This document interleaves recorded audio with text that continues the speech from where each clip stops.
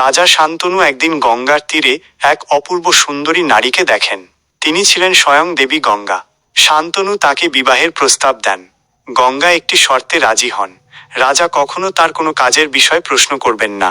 শান্তনু সেই শর্ত মেনে নেন।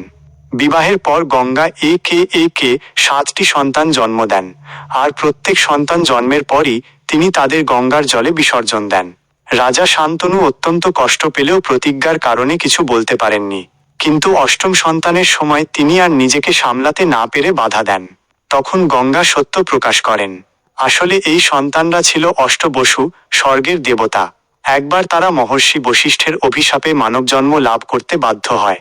তারা গঙ্গার কাছে প্রার্থনা করে যেন তিনি তাদের মা হয়ে জন্ম দিয়ে দ্রুত মুক্তি দেন, যাতে মানব জীবনের দীর্ঘ কষ্ট ভোগ করতে না হয়।